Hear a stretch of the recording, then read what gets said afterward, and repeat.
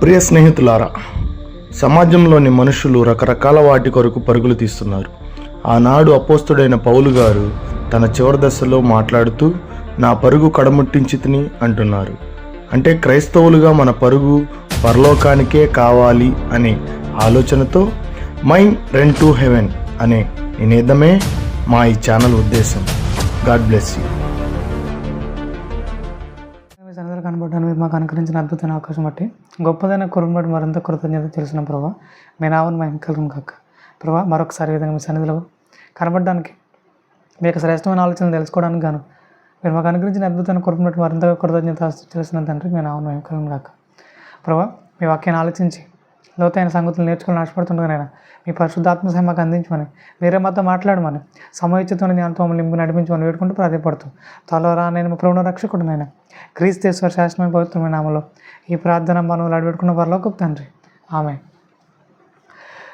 ప్రియులారా, ఈ విధంగా మరొకసారి కలుసుకొని దేవుని యొక్క చిత్తాన్ని తెలుసుకోవడానికి గాను, ఆయనకి ఇష్టాలని గ్రహించడానికి గాను దేవుడు అనుగ్రహించిన అద్భుతమైన అవకాశం బట్టి దేవుని నామమును మహిమ కలుగును గాక. ఆమేన్. ఈరోజు 7వ ఆత్మఫలంగా విశ్వాసం గురించి నేర్చుకునే ప్రయత్నం చేద్దాం. చాలా అద్భుతమైన సంగతులు మీరు ఈరోజు వినబోతున్నారు. మీరు ముఖ్యంగా ఏ రైతు కూడా తన పొలంలో విత్తనాలు విత్తిన రోజునే పంట కోసుకోడు కదా. అంటే విత్తనాలు విత్తిన దగ్గర నుంచి, ఊడు పూడ్చిన దగ్గర నుంచి మరలా పంట రావాలంటే కొంతకాలం ఓపికగా కనిపెట్టాలి. ఈ మధ్యకాలం ఏమాత్రం ఓపిక కోల్పోయినా పంట చేతికి రాదు. ఈ విషయం మీకు బాగా అర్థమైతే యాకోబు గారు రాసిన పత్రిక 5వ అధ్యాయంలో 7వ వచనంలో ఆయన అంటున్నారు, ఏమంటున్నారంటే, సహోదరులారా, ప్రభు రాకడ వరకు ఓపిక కలిగి ఉండి చూడుడి, వ్యవసాయకుడు తొలకరి వర్షమును కడవరి వర్షమును సమకూడు వరకు విలువైన భూఫలం నిమిత్తము ఓపికతో కాచుకొనొచ్చు దాని కొరకు కనిపెట్టును కదా అని అంటున్నాడు. ఎలా కనిపెడతాడట? ఓపికతో కాచుకుంటాడట. మరి ఈ రోజున సంఘాల్లో ఓపికగా కనిపెట్టేవారు ఎవరు ఉన్నారా? ప్రభువు రాకడ వస్తుంది, మేము మరింత పరిశుద్ధంగా నడుచుకోవాలి, ఆయన చిత్తాన్ని అనుసరిస్తూ పరిశుద్ధతను కంటిన్యూ చేస్తూ దేవుని చిత్తాన్ని నమ్మకంగా ముందుకు తీసుకెళ్ళే ప్రయత్నం చేయాలనే వారి సంఖ్య ఈరోజు సంఘాలు ఎంతమంది ఉంది? అంటే ఓపిక నశించిందని చెప్పాలి. ఈ రోజున సంఘాల్లో ఓపిక కనబడట్లేదు. ఈరోజున చాలామంది ఎలా తయారయ్యారంటే, రాకడ లేదు, ఏం లేదు, ఉన్న కాడికి తినండి, ఎంజాయ్ చేయండి అనే విధంగా ఉన్నారు. లోకంలో అన్ని జనులు ఆ విధంగా మాట్లాడతారంటే సరే, మంచి పద్ధతే.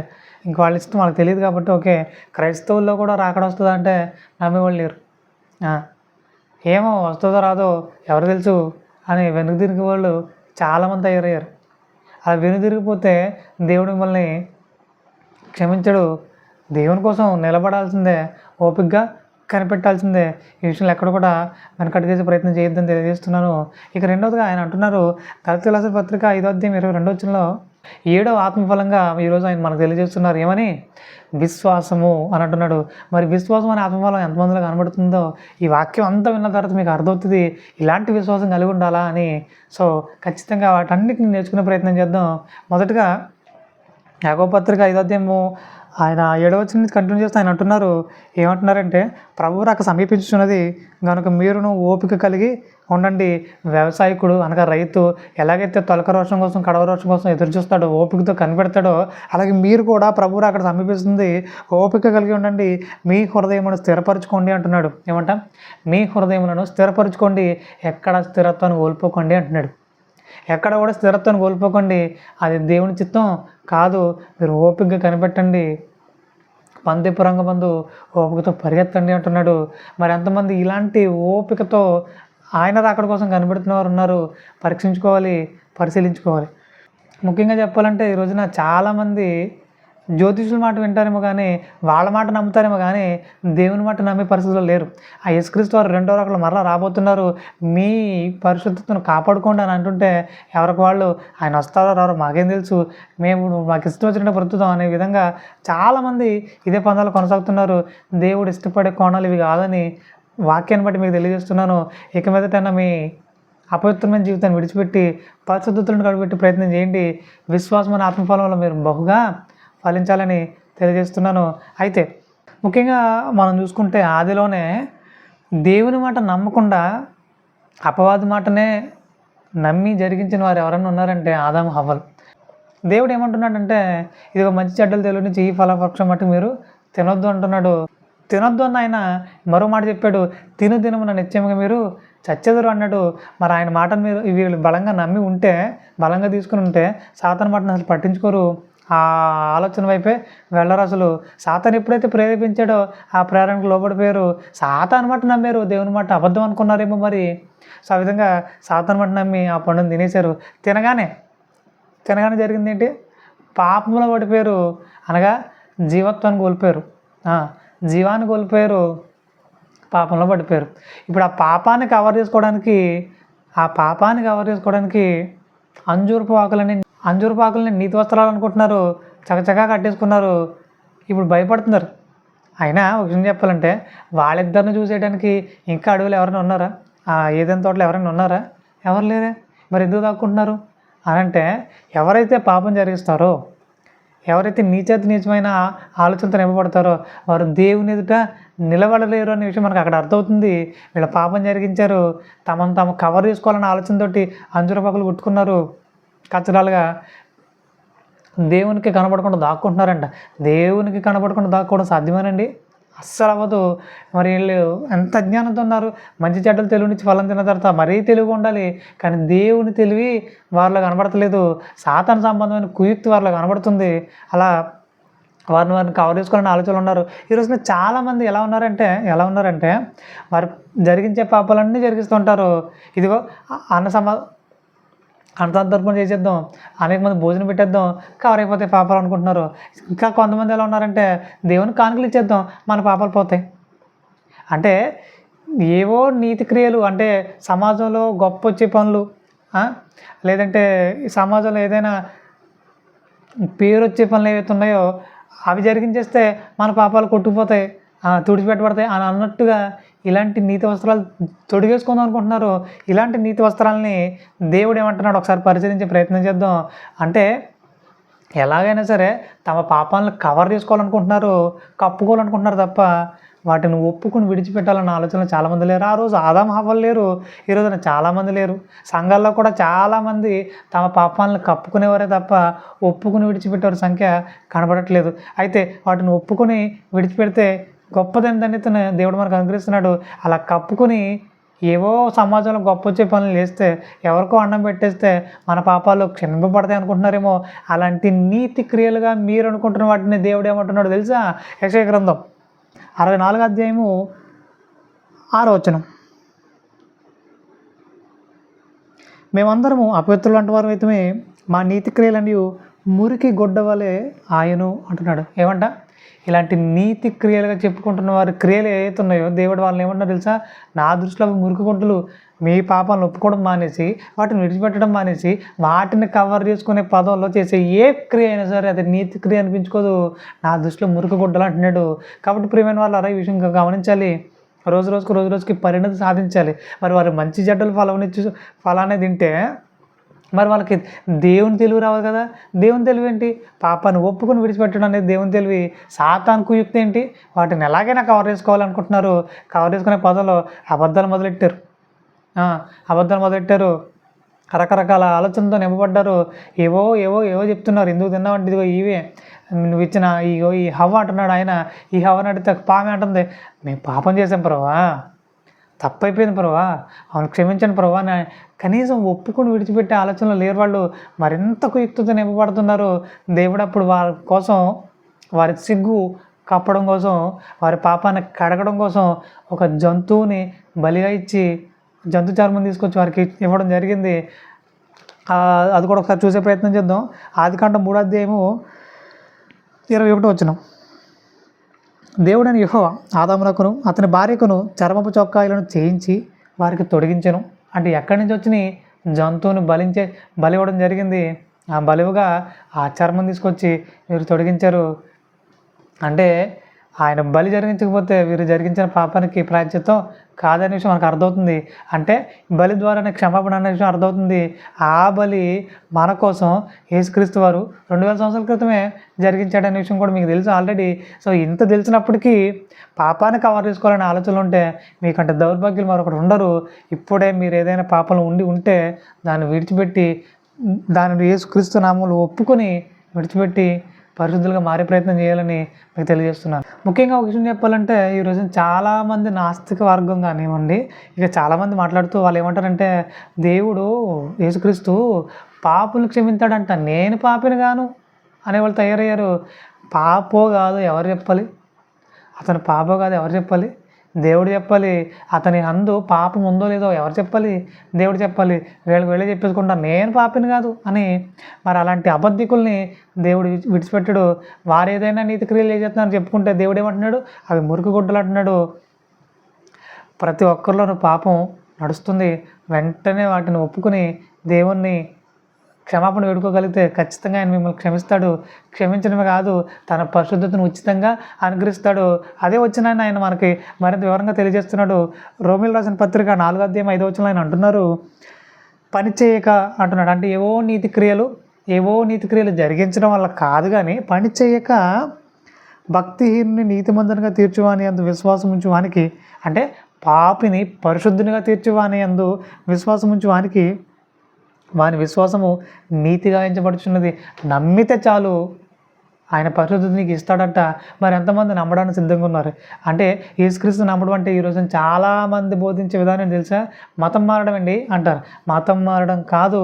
యేసుక్రీస్తు నమ్మడం అంటే మీ పాపాలను విడిచిపెట్టి పరిశుద్ధతలోనికి అడుగు పెట్టడం. మరి ఈ క్రియలో ఈ ఆలోచనలో ఎంతమంది ఉన్నారు? ఇలా అడుగు పెట్టడానికి ఎంతమంది సిద్ధంగా ఉన్నారని అడుగుతున్నాను.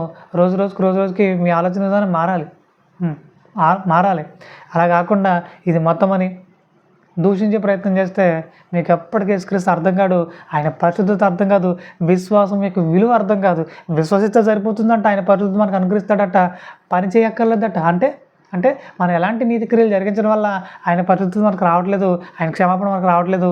ఉచితముగా పని చేయక ఉచితముగా ఆయన నీతిని మనకు ఆపాదిస్తున్నాడట విశ్వాసమును బట్టి.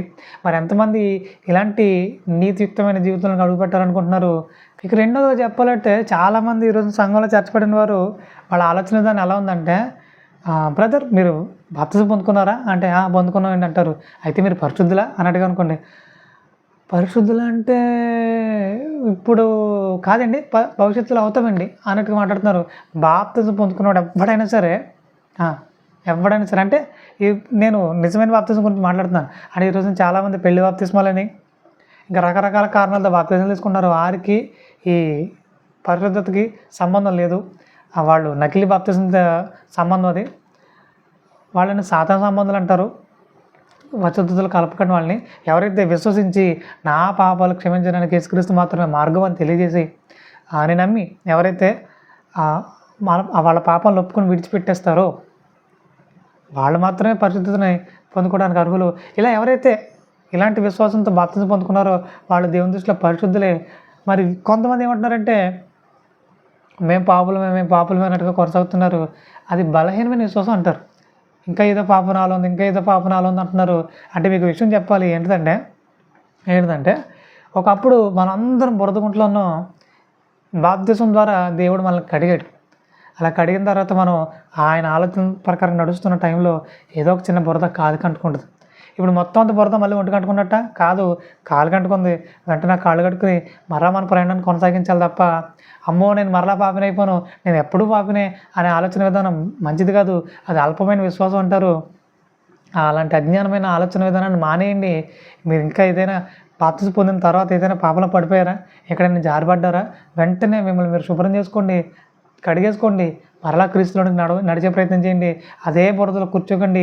అది మీకు ఎంతమాత్రం మంచిది కాదు. ఎందుకంటే మీరు ఆ బురదలో ఉండగానే మీకు మరణం వస్తే పాతాళానికి వెళ్ళిపోతారు. అది చాలా ప్రమాదకరమైన పరిస్థితిని తెలియజేస్తున్నాను. ఇప్పుడే మీరు ఏదైనా చిన్న పొరపాట్లు ఉన్నారా, వెంటనే సరిదిద్దుకోండి, కడిగేసుకోండి, నీతియుక్తమైన జీవితంలోనికి అడుగు వేయండి, పరిశుద్ధతలోనికి అడుగులు వేయండి, దేవుని కృపలో వర్ధిల్లండి.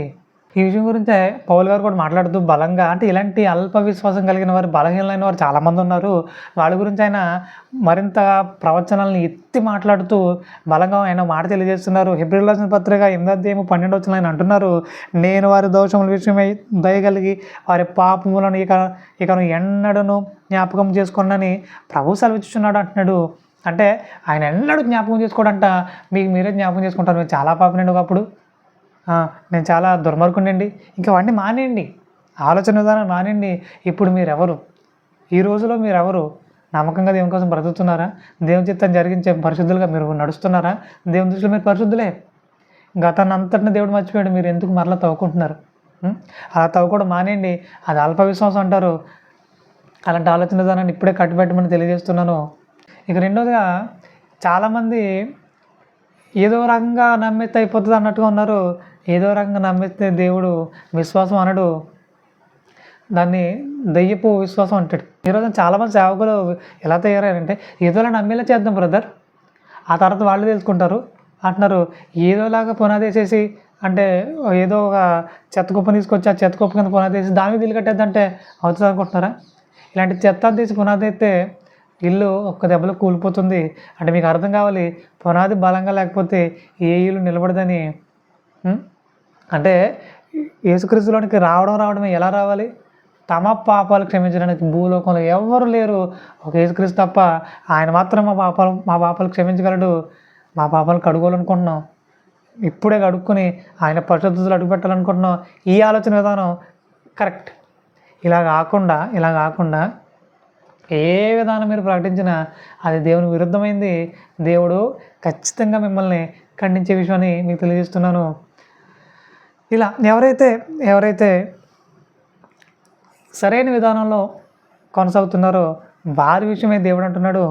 రోమీయులకు రాసిన పత్రిక 10:17 ఆయన అంటున్నారు, వినుట వలన విశ్వాసం కలుగును అంటున్నాడు. అంటే ఏదో చూచి నమ్మడం కాదునైనా, ఏదో అద్భుతం జరిగితే చూసి నమ్మడం కాదు. యేసుక్రీస్తు వారి గురించి వినడం వల్ల మీకు విశ్వాసం కలగాలి. అంటే ఏం వినడం వలన అంటే వాక్యం వినడం వలన, క్రీస్తుని గురించిన మాటను వినడం వలన మీకు విశ్వాసం కలగాలి. మరి ఎంతమంది ఇలాంటి విశ్వాసాన్ని కలిగి ఉన్నారు? ఆ రోజు తోమా గారి గురించి కూడా మాట్లాడుతూ, తోమా నువ్వు చూచి నమ్మవు, చూడక నమ్మినవారు అనగా విని నమ్మినవారు ధన్యులు అంటున్నారు.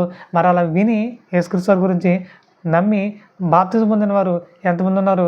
అలా కొనసాగుతున్న వారిని దేవుడు పరిశుద్ధులు అంటున్నాడు. అలా ఎవరైతే కొనసాగట్లేదో దేవుడు వారిని పరిశుద్ధులు అన్నాడు, ఇంకా పాపులు అంటాడు.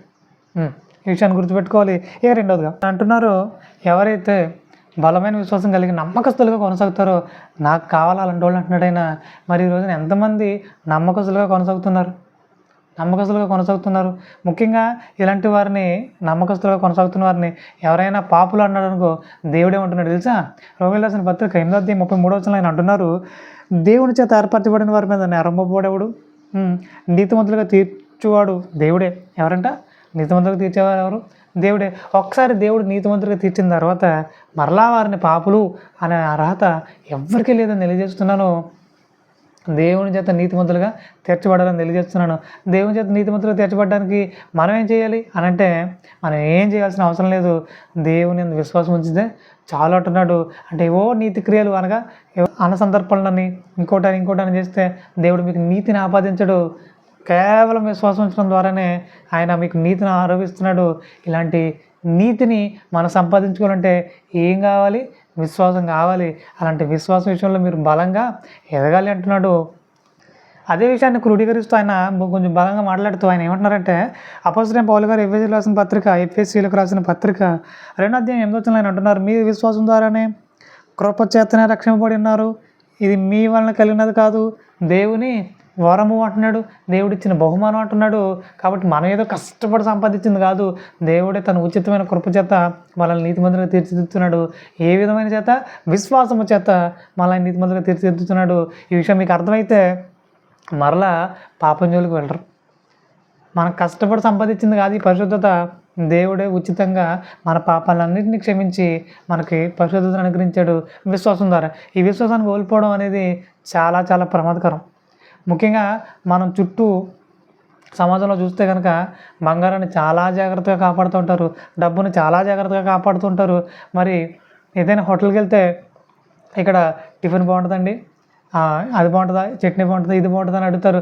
అంటే కేవలం కొద్దిసేపు ఉండి అరిగిపోయే దాని గురించి కూడా ఇంత ఆలోచించేస్తారు. ఆలోచించేసి పరిశీలించేసి పరిశోధించేసి అప్పుడు కానీ తినరు. అంటే మనం కొద్దిసేపు తిన్న తర్వాత కొద్దిసేపు ఉండి అరిగిపోయే వాటి గురించి ఎంత ఆలోచించేస్తుంటే నిత్యము మన హృదయాన్ని పరిశుద్ధపరిచే వాక్యం విషయంలో ఇంకెంత శ్రద్ధ తీసుకోవాలి, ఎంత శ్రద్ధ కలిగి వాక్యాన్ని పరిశీలించాలి. ఇక రెండవదిగా, విశ్వాసం అనేది బంగారం కంటే చిన్నదా? డబ్బు కంటే చిన్నగా కనబడుతుందా మీకు? బంగారాన్ని డబ్బునే చాలా జాగ్రత్తగా కాపాడుకుంటాం, మరి విశ్వాసాన్ని కాపాడుకోకపోతే ఎలా? ఎవరికి పడితే వారికి విశ్వాస త్యాగం చేసేస్తే ఎలా? ఆ విషయంలో మీరు చాలా పొరపాటు జరిగిస్తూ వచ్చారు. ఇక మీదట అలాంటి పొరపాటుని ఇక మీద ఎప్పటికీ జరగనివ్వకుండా జాగ్రత్త తీసుకునే ప్రయత్నం చేయాలని మీకు తెలియజేస్తున్నాను. విశ్వాసాన్ని బలంగా కాపాడుకోమని జ్ఞాపకం చేస్తున్నాను.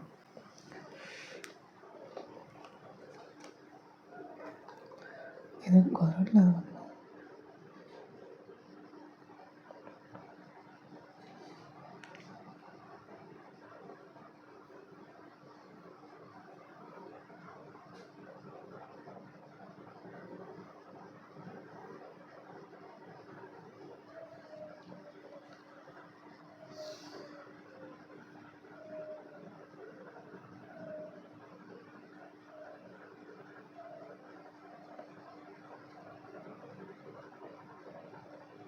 ముఖ్యంగా మనకు ఒక విషయం అర్థం కావాలి, విశ్వాసం ద్వారా రక్షణలోకి వస్తున్నాం అని. విశ్వాసం లేకపోతే రక్షణ కూడా లేదంటున్నాడు. కాబట్టి మీరు విశ్వాసం వలన రక్షింపబడి ఉన్నారు అంటున్నాడు ఎఫెసీయులకు రాసిన పత్రిక 2:8. కాబట్టి ఈ విషయాన్ని జ్ఞాపకం చేస్తున్నా, ఏమని? విశ్వాసం లేకపోతే మీకు రక్షణే లేదు. విశ్వాసాన్ని బలంగా కాపాడుకోవాలని మీకు తెలియజేస్తున్నాను. మరో మాట అపోస్తలుడైన పౌలు గారు మాట్లాడుతూ హెబ్రీయులకు రాసిన పత్రిక 11:6 ఆయన అంటున్నారు, విశ్వాసం లేకుండా దేవునికి ఇష్టమైనటువంటి అసాధ్యము అంటున్నాడు. ఏమంట? విశ్వాసం లేకుండా దేవునికి ఇష్టమైనటువంటి అసాధ్యము అంటున్నాడు. మరి ఈ రోజున విశ్వాసాన్ని కోల్పోయిన వారి సంఖ్య ఎంత? అంటే విశ్వాసం చాలామంది హృదయాల్లో లేదు. దేవుని నమ్ముకున్నారా? నమ్ముకున్నామండి. దేవుని సంఘానికి వెళ్తున్నామండి. విశ్వాసం ఉందా మీకు అంటే కనబడట్లేదు. అంటే సంఘాల్లో విశ్వాసం కరువైందని చెప్పాలి. దేవుడు కోరుతున్న ఆ విశ్వాసం మీలో కనబడుతుందంటే ఆయన కోరుకున్న విశ్వాసం మళ్ళీ కనబడట్లేదు. కానీ రకరకాల విశ్వాసాలు ఉన్నాయి. సంఘాల్లో రకరకాల విశ్వాసాలు ఉన్నాయి. దేవుడు నాకు ఏదో చేస్తాడనే విశ్వాసం, దేవుడు ఇంకోటి ఏదో ఇస్తాడనే విశ్వాసం, దేవుడు ఇలా చేస్తాడు, మా అమ్మాయికి పెళ్లి చేస్తాడని ఒక విశ్వాసం. ఇలా రకరకాల విశ్వాసాలు వచ్చినాయి సంఘాల్లోకి. దేవుడు కోరుతున్న ఆ విశ్వాసం ఎవరిలోనూ కనబడట్లేదు. ఆ విశ్వాసం అంటే ఇలాంటి శ్రేష్టమైన విశ్వాసం ఎవరిలోనూ కనబడట్లేదు. మరి కనబడకపోవడానికి ముఖ్య కారణం ఎవరై అంటే బోధించే బోధకులు కాదా? ఆ విశ్వాసం గురించి, దేవుడు కోరుతున్న ఆ విశ్వాసం గురించి మరి సేవకులు బోధించాలి వద్దా? అది బోధించడం మానేశారు. మీకు ఏదైనా కొదువుగా ఉందా? ఎవరు చెప్పారు మీకు ఉద్యోగం రాదని? ఎవరు చెప్పారు మీకు పెళ్ళి కాదని? ఎవరు చెప్పారు మీకు ఏవేవో రావని? అంటే ఇలా బోధించడం మొదలెట్టారు. విశ్వాసాన్ని పక్కనెట్టేశారు. దేవుడు ఆయన కోరుతున్న విశ్వాసాన్ని మనలో చూడాలనుకుంటుంటే ఇలాంటి రకరకాల విశ్వాసాలతో నింపేశారు ఈరోజు సేవకులు. మరి ఏమనాలి వీళ్ళని? ఇలా నింపబడుతున్న వారిని ఏమనాలి? నింపుతున్న వారిని ఏమనాలి? దేవుడు ఎవరిని విడిచిపెట్టడు. కాకపోతే ఒకటి, ఈరోజు మీకు మంచి అవకాశం దొరికింది. ఏమని? దేవుడు కోరుతున్న ఆ విశ్వాసాలను అడుగుపెట్టే ప్రయత్నం చేయండి. ఇంతకాలం రకరకాల విశ్వాసాలతో కొనసాగుతూ వచ్చాను ప్రభా, క్షమించండి. ఇదిగో ఇప్పుడు సరైన మీరు కోరుతున్న విశ్వాసాలను నేను అడుగు పెడుతున్నాను. ఇక మీదట అదే విశ్వాసాలు కొనసాగుతాను. నాకు ఒక అవకాశం అనుగ్రహించగలరని అంటే దేవుడు ఖచ్చితంగా ఇప్పుడు ఆయన మీకు అనుగ్రహిస్తున్నాడు అవకాశాన్ని. ఆయన కోరుతున్న విశ్వాసాలకు అడుగులు పెట్టండి. ఆయన కోరుతున్న విశ్వాసాలకు అడుగులు వేయండి. నమ్మకంగా దేవుని కోసం బ్రతికే ప్రయత్నం చేయండి. గలతీయులకు రాసిన పత్రిక 3:13 ఆయన అంటున్నారు, ఆత్మను గూర్చిన వాగ్దానము విశ్వాసం వలన మనకు లభించినట్లు అంటున్నాడు. అంటే ఆత్మను గూర్చిన వాగ్దానం కూడా మనకు లభించాలంటే ఏం కావాలంటున్నాడు? విశ్వాసమే ఆధారం అంటున్నాడు. విశ్వాసం లేకపోతే ఆత్మను గూర్చిన వాగ్దానం మనం పొందలేమంటున్నాడు. విశ్వాసం అంత బలమైంది, అంత ప్రాముఖ్యమైంది. విశ్వాసాన్ని కోల్పోయే ప్రయత్నం చేయకండి అని మరొకసారి హెచ్చరిస్తున్నాను. ఎఫెసీయులకు రాసిన పత్రిక 3:15 ఆయన అంటున్నారు, మీ అంతరంగ పురుషుని యందు శక్తి కలిగి ఆయన ఆత్మ వలన బలపరచబడినట్లుగాను క్రీస్తును మీ హృదయంలో విశ్వాసం ద్వారా నివసించినట్లుగాను తన మహిమ చొప్పున మీకు దయచేయాలని మీరు దేవుని సంపూర్ణత యందు పూర్ణులగునట్లుగా ప్రేమ యందు వేరుపారి స్థిరపడి సమస్త పరిశుద్ధులతో కూడా దాని వెడల్పు, పొడుగు, లోతు, ఎత్తు ఎంతో గ్రహించుకున్నట్టుకును అని మాట్లాడుతూ, విశ్వాసము ద్వారా క్రీస్తు మీలో నివసించినట్లు అంటున్నాడు. అంటే విశ్వాసం మనలో బలంగా ఉంటే యేసుక్రీస్తు వారి మనలో నివసిస్తాడట. అంటే యేసుక్రీస్తు వారు మనలో నివసించాలంటే మనలో ఏముండాలి? విశ్వాసం ఉండాలి. ఇలాంటి బలమైన శ్రేష్టమైన విశ్వాసాన్ని మీరు కలిగి ఉండాలి. అది కోల్పోయే ప్రయత్నం చేయకండి. విశ్వాస త్యాగం జరిగించకండి. చాలా ప్రమాదం అని మీకు తెలియజేస్తున్నాను. యోహాను సువార్త 1:12 ఆయన అంటున్నారు, తన్ను ఎందరు అంగీకరించారో వారికి అందరికీ, అనగా తన నామందు విశ్వాసం ఉంచిన వారికి దేవుని పిల్లలగుటకు ఆయన అధికారము అనుగ్రహించిను అంటున్నాడు. ఏమంట? తన నామందు విశ్వాసం ఉంచిన వారికి దేవుని పిల్లలగుటకు ఆయన అధికారం అనుగ్రహించను అంటున్నాడు. ఆయన నామందు ఎవరైతే విశ్వాసం ఉంటారో ఆయన పిల్లలుగా చేర్చబడతారట. మరి విశ్వాసం ద్వారా పిల్లలుగా చేర్చబడడం అంటే మనకి ఎక్కడ ఏ విశ్వాసంలోనూ కనబడదు. యేసుక్రీస్తు వారు అంటున్నారు, తను అంగీకరిస్తే చాలు, ఆయన విశ్వసిస్తే చాలు దేవునికి కుమారులుగా మనం ఎంచబడతామంట. మరి అలాంటి శ్రేష్టమైన స్థితిని దేవుడు మనకు అనుగ్రహించాలనుకుంటున్నాడు.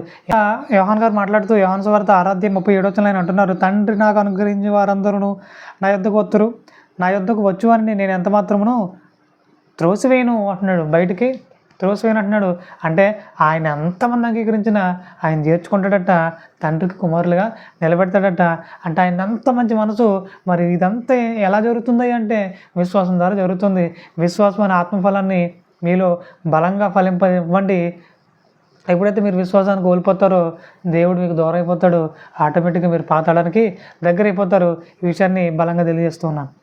ఇక ఆయన మరొక మాట అంటున్నారు 40వ వచనంలోనూ, కుమారుని చూచి ఆయన యందు విశ్వాసం ఉంచి ప్రతివాడును నిత్య జీవం పొందుటయే నా తండ్రి చిత్తము అంటున్నాడు. ఏమంట? నిత్య జీవం పొందుకుంటామంట విశ్వాసం ద్వారా. విశ్వాసాన్ని బలంగా కలిగి ఉంటే నిత్య జీవనం పొందుకుంటా, పరలోకాన్ని పొందుకుంటా. అలాగే మరో మాట అంటున్నారు, అంత్యదినమున నేను వారిని లేపుదును అంటున్నాడు. అంటే అంత్యదినం లేపబడాలన్నా ఏం దిక్కు? విశ్వాసమే దిక్కు అంటున్నాడు. విశ్వాసాన్ని కోల్పోకండి అంటున్నాడు. విశ్వాసాన్ని కోల్పోకండి అంటున్నాడు. ఇలాంటి బలమైన విశ్వాసంలో మనం కొనసాగాలి. బలమైన ఆలోచనతో నింపబడాలి. ఎప్పుడైతే ఈ విశ్వాసాన్ని కోల్పోతామో పరలోకం కోల్పోయినట్టే, నిత్య జీవనం కోల్పోయినట్టే, అతిదిన మనం లేపబడము, పాతాళానికి జారిపోతాము. చాలా జాగ్రత్త కలిగి విశ్వాసాన్ని కాపాడుకోవాలని మరొకసారి జ్ఞాపకం చేస్తూ ఉన్నాను.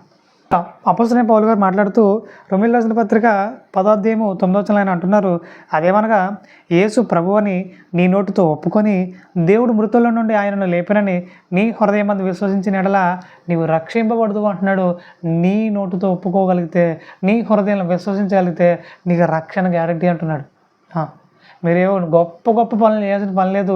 నీ నోటితో ఒప్పుకుంటే చాలు, హృదయంలో విశ్వసించగలిగితే చాలు, రక్షణ మీదే అంటున్నాడు ఆయన. మరి ఎంతమంది ఆయనను నోటితో ఒప్పుకొని హృదయం విశ్వసిస్తారో పరీక్షించుకోండి. ఆయనలో అడుగులు వేసే ప్రయత్నం చేయండి. అంటే ఆయన ఇచ్చే రక్షణ విషయమే మనం ఏమనాలి? అలాగూ జరుగును గాక, ఆమెన్ అనాలి. మరి ఎంతమంది ఆమెన్ అనే స్థాయిలో ఉన్నారు పరీక్షించుకోవాలి. ముఖ్యంగా ఆమెన్ అని ప్రతి మాటకి, దేవుడు పలుకుతున్న ప్రతి మాటకి ఆమెన్ అని తెలియజేసిన వ్యక్తి ఎవరైనా ఉన్నారంటే బైబిల్ గ్రంథంలో అబ్రహాం గారు. దేవుడు అబ్రహాం గారితో ఒక మాటను అడుగుతారు, ఏమని? నీవు ప్రేమించు నీ కుమారుడైన ఇస్సాకును నాకు బలిగా అర్పించాలన్నప్పుడు ఏమాత్రం ఎదురు సమాధానం చెప్పలేదైనా, మారుమాట చెప్పలేదు. ఆమెన్ అని అంటున్నాడు. ఆమెన్ అంటే అలాగే జరుగునాక అంటున్నాడు. అంటే మనకు విషయం అర్థం కావాలి. దేవుడు ఏం అడిగినా దానికి మనం ఆమెన్ చెప్పాలి. దేవుడు ఏం చెప్పినా దానికి మనం ఆమెన్ అని చెప్పాలంటే అలాగే ప్రభువా, చిత్తం ప్రభువా అని చెప్పే విధంగా లోబడాలి. అలాంటి విశ్వాసాన్ని మనం కలిగి ఉండాలి. ఆదికాండం 22:2 ఆయన అంటున్నారు, అప్పుడు ఆయన నీకు ఒక్కడై ఉన్న నీ కుమారుని, అనగా నీవు ప్రేమించు ఇస్సాకును తీసుకొని మోరియా దేశములకు వెళ్ళి అక్కడ నేను నీతో చెప్పవు పర్వతములలో ఒకదాని మీద దహన బలిగా అతన్ని అర్పించమని చెప్పాను. ఆయన ఏ మాట మాత్రం కూడా మారుమాట చెప్పకుండా అలాగే ప్రభువా అన్నారు. ఇక దేశంలో ఒక పర్వతాల్లో ఒక పర్వతం మీదకి అయినా ఇస్సాకుని తీసుకెళ్ళిపోవడం, బంధించడం, కట్టెలు పేర్చడం, కత్తెత్తేయడం, ఇక వేసేయడమే లేటుగా. అలాంటి టైంలో దేవుడు ఆపేశాడు. అంటే మనకు విషయం అర్థం కావాలి. దేవుడు ఆపకపోతే వేసేద్దుడు, దహన బలిగా అర్పించేద్దుడు. అంటే దేవుడు విశ్వాసం, అబ్రాహాము విశ్వాసం బట్టి ఇస్సాకును బలిగా అర్పించను అని హెబ్రీయుల పత్రికలో మాట్లాడతాడు. అంటే మనకు విషయం అర్థం కావాలి. అంత బలమైన విశ్వాసం దేవుని పట్ల మనకి కనబడాలి. అలా లేదు అంటే దేవుడు మనల్ని ఇష్టపడే పరిస్థితి ఉండదు. రోజు రోజుకి మనలో విశ్వాసపు స్థాయి పెరగాలి. అలా కాదండి మేము మాకు నచ్చినట్టు ఉంటామండి అంటే దేవుడు మిమ్మల్ని ఇష్టపడమే కాదు మరింత అసహించుకునే పరిస్థితుల్లో మీరు ఉంటారని తెలియజేస్తున్నాను. రోమియోలు రాసిన పత్రిక 4:19 ఉన్న అపోస్తలుడైన పౌలు గారు మాట్లాడితే ఏమంటున్నారంటే, మరియు అతడు అనగా అబ్రహాము విశ్వాసం నందు బలహీనుడు కాక రమారమి 100 ఏండ్ల వయసు గలవాడై ఉండి అప్పటికి తన శరీరం మృతతుల్యమైనట్టును శారాగర్భమును మృతతుల్యమైనట్టును ఆలోచించను కానీ అవిశ్వాసం వలన దేవుని వాగ్దానమును గురించి సందేహింపక దేవుని మహింపరిచి ఆయన వాగ్దానం చేసిన దాన్ని నెరవేర్చుటకు సమర్థుడని రూఢిగా విశ్వసించి విశ్వాసం వలన బలం పొందును అంటున్నాడు. విశ్వాసం వలన బలం పొందును అంటున్నాడు. మరి ఎప్పుడైతే మనం బలమైన విశ్వాసం కలుగుంటామో మరింత బలాన్ని పొందుకుంటాం తప్ప ఎక్కడ బలహీనం కావు. ఆనాడు అబ్రహాం గారు కూడా ఆ విషయాన్ని నిరూపించారు. ఈరోజు మనకు ఆ విషయాన్ని అపోస్తలుడైన పౌలు గారు కూడా తెలియజేస్తున్నారు. బలమైన విశ్వాసం కలిగి ఉండండి, మరింత బలాన్ని పొందుకోండి అంటున్నాడు. ఎవరైతే బలమైన విశ్వాసంతో కొనసాగుతుంటారో ఖచ్చితంగా దేవుడు మిమ్మల్ని మరింతగా బలపరుస్తారు. ఎవరైతే బలహీనమైన విశ్వాసంలో ఉంటారో సాతాను మిమ్మల్ని పట్టుకుని వెనక్కి తీసుకెళ్ళిపోతాడు, మీరు పాతాళానికి జారిపోతారు.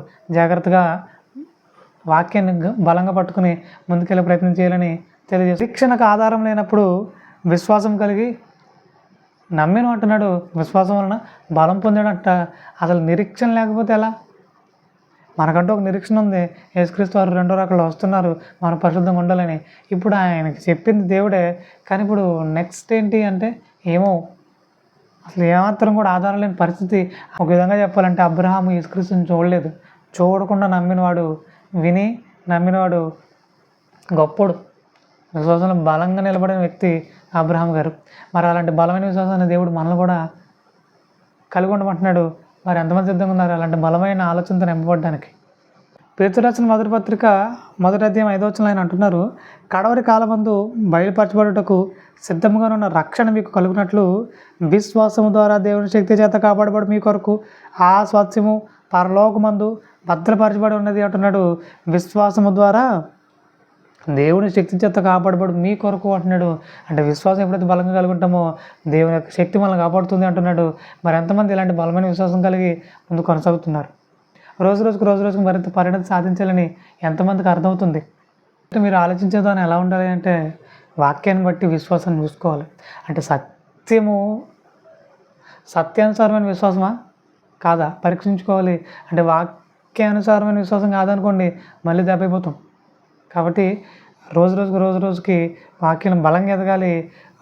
అపోస్తలుడైన పౌలు గారు కూడా మాట్లాడుతూ ఏమంటున్నారంటే, మీ విశ్వాసము వాక్యానుసారమైనదో కాదు పరీక్షించుకోండి, మీరు విశ్వాసం కలిగి ఉన్నారో లేదో పరీక్షించుకోండి అంటున్నాడు. అంటే ఆయన కోరుతున్న విశ్వాసం, దేవుడు కోరుతున్న విశ్వాసం కలవారై ఉన్నారో లేదో పరీక్షించుకోండి అంటున్నాడు. మరి అలాంటి విశ్వాస విషయంలో మనం మరింతగా పరీక్షించుకోవాలి. పరీక్షించుకోవడమే కాదు, రోజుకి ఎదగాలి. మీకు అందరికీ తెలుసు, లూయి పాస్చర్ అని ఒక ఆయన ఒక చిన్న విషయంలో తన కళ్ళు కోల్పోవడం జరిగింది. అలా కోల్పోయిన వ్యక్తి చాలా బాధకు గురైపోయి ఇక ఏం చేయాలో అర్థం కాని పరిస్థితిలో 1852లో లూయి బ్రెయిల్ అనే ఒక లిపిని కనుగొన్నాడు. అలా ఆ రోజుల్లో ఎవరైతే గురుడి వారు ఉన్నారో వారందరికీ లిపిని అందించే ప్రయత్నం చేశాడైనా. సో అలా ప్రయత్నం చేయడం చాలామందికి అందించాడైనా గొప్ప మేలుగా ఆయన ఆ కాలంలో నిలబడ్డాడు. సో ఆ తర్వాత కాలంలో 1882లో రాబర్ట్ ఎడ్కిన్సన్ అనే వ్యక్తి అమెరికాలో జన్మించడం జరిగింది. సో అలా జన్మించిన ఆయన చాలా విలాసవంతంగా తన జీవితకాలాన్ని కొనసాగిస్తున్న పరిస్థితి. సో అలాంటి టైంలో తను లైసెన్స్డ్ గన్ అనుకుంటా సో తన జేబులో పెట్టుకుని వచ్చేస్తూ ఉన్నాడు. అది అనుకోకుండా అది పేలడం, అది ఇంచుమించుగా ముఖం మీద నుంచి అది గుండ్లు వెళ్ళడం, తన కళ్ళు కోల్పోయాడు. అలా కోల్పోయిన వ్యక్తి ఇంతకాలం విలాసంగా బ్రతికిన నేను ఇప్పుడు ఇలా అంధకారంలో బ్రతకలేకపోతున్నానని ఆత్మహత్యత్నం జరిగింది. అయితే అతని తల్లి మరింత భయపడి, అమ్మో ఇక్కడే ఉంటే మా కుమారుడు చనిపోతాడు అనుకుంది. సో లాస్ ఏంజల్స్ అనే పట్టణానికి అతన్ని తీసుకుని వెళ్ళిపోయింది తన బంధువుల ఇంటికి. అక్కడ ఒక చర్చిలో పాట విన్నాడు తను. ఆ పాట అర్థం ఏంటంటే, నా మనసు నీకు అర్థమైతే చాలు, నువ్వు గుడ్డివాడైనా పర్వాలేదు అనే అర్థంతో కూడిన పాట అక్కడ విన్నాడు. చాలా ఆకర్షితుడయ్యాడు. మానకుండా అక్కడున్న మందిరానికి వెళ్ళడం, అక్కడున్న సంఘస్థులతో గడపడం, వాక్యం వినడం జరిగిస్తూ ఉన్నాడు. ఆ టైంలో లూయి బ్రెయిల్ అనే ఈ లిపిని ఆయన తెలుసుకున్నాడు. ఎలాగైనా సరే బైబిల్ అంతటిని నేను తర్జుమా చేయాలి ఈ లూయి బ్రెయిల్ లిపిలోకి అనుకున్నాడు. కష్టపడి ఈ లూయి బ్రెయిల్ ఈ లిపిలోనికి బైబిల్ గ్రంథాన్ని అంతటిని ఆయన తర్జుమా చేయడం జరిగింది. అలా తర్జుమా చేసిన తర్వాత చాలామంది గుడ్డివారికి బైబిల్ని అందించడం జరిగింది. అయితే ఒక విషయం మనకు అర్థం కావాలి, ఒక గుడ్డివాడే కొన్ని మాటలు వినే ఇంత అద్భుతంగా ఆ సత్యాన్ని వెదజల్లే విధంగా ఉంటే మనం ఎన్ని విషయాలు తెలుసుకుంటున్నాం కళ్ళున్న వారంగా. ఆయన మాట్లాడుతూ మరో మాట అన్నాడు, ఎవరికైతే దేవుని మనసు అర్థం కాలేదో వారే నిజమైన గుడ్డివారు అని అంటున్నాడు. మరి ఈ రోజున దేవుని మనసు మీకు అర్థమైందా, అర్థం అవ్వలేదా? ఒకవేళ అర్థం కాని వారైతే దేవుడు మిమ్మల్ని అంటున్నాడు, మీరు కూడా గుడ్డివారే అంటున్నాడు. ఆ విషయాన్ని క్రోడీకరిస్తూ మత్తయి సువార్త 13:11 అంటున్నారు, వారు వినుమట్టుకు విందురు కానీ గ్రహింపరు, చూచిన మటుకు చూతురు కానీ వారు కానరు అంటున్నాడు. అంటే ఎవరైతే అజ్ఞానంతో నిండిపోయారో, అవిశ్వాసంతో నిండిపోయారో, వాళ్ళ హృదయంలో విశ్వాసం లేదో వారిని దేవుడు ఏమంటున్నాడు, గుడ్డివారు అంటున్నాడు. మరి ఎంతమంది ఈరోజు గుడ్డివారుగా ఉన్నారు? పరీక్షించుకోవాలి, పరిశీలించుకోవాలి. ఇక రెండవదిగా కొరింథీయులకు రాసిన 2వ పత్రిక 5వ అధ్యాయము 1వ వచనంలో ఆయన అంటున్నారు, భూమి మీద మన గుడారమైన ఈ నివాసము శిథిలమైపోయినను చేతి పని కాక దేవుడి చేత కట్టబడినది సత్యమైనది అయినా నివాసం పరలోకమందు మనకున్నదని ఎరుగుదము అంటున్నాడు. అంటే ఆ పరలోక నివాసాన్ని మనం చేరుకోవాలంటున్నాడు. అంటే ఇదంతా ఎలా సాధ్యమవుతుంది అంటే విశ్వాసం అనే ఆత్మఫలం వల్ల సాధ్యమవుతుంది అంటున్నాడు. రోజు రోజుకి ఇదంతా ఎలా సాధ్యమవుతుందంటే విశ్వాసం ద్వారా సాధ్యమంటున్నాడు. అంటే మన హృదయంలో రోజుకి విశ్వాసం అనే ఆత్మఫలం బహుగా ఫలించాలి. ఈ విశ్వాసాన్ని మరింత బలంగా కాపాడుకోవాలి. అలా ఎప్పుడైతే మనం కాపాడుకుంటామో పరలోకాన్ని చేరుకుంటామో, నిత్యం అలా పరలోకాన్ని చేరుకోవడమే కాదు, అంత్యదినమున లేపబడతాం. విశ్వాసాన్ని కోల్పోకండి, బలంగా కాపాడుకోండి, దేవుని పనులు మరింత బలంగా నిలబడండి. అలాంటి గొప్పదైన శ్రేష్టమైన కృపను దేవుడు మీకు అనుగ్రహించేలాగా ప్రార్థన చేద్దాం. పరిశుద్ధులైన తండ్రి, ఈ విధంగా మరొకసారి మీ సన్నిధిలో కనబడడానికి, ఇలాంటి శ్రేష్టమైన సంగతులు నేర్చుకోవడానికి, విశ్వాసం అనే ఆత్మఫలాన్ని ఫలించడానికి మీరు మాకు అనుగ్రహిస్తున్న శ్రేష్టమైన కృపను బట్టి, గొప్పదని మీ కృపను, గొప్పదని మీ యొక్క సహాయం బట్టి మరింత కృతజ్ఞత తెలిసిన తండ్రి, మీ నామం మహిమ కాక మరింత పరిపూర్ణత వైపు నడిపించి వేడుకుంటూ ప్రాధాన్యపడుతూ మీ సహాయాన్ని అర్థిస్తూ త్వరలో రానైన మా పరమ రక్షకుడునైనా క్రీస్తు యేసు వారి శ్రేష్టమైన పవిత్రమైన నామములో ఈ ప్రార్థన మనం అడిపెట్టుకున్న పరలోకపు తండ్రి. ఆమెన్. వందనాలండి.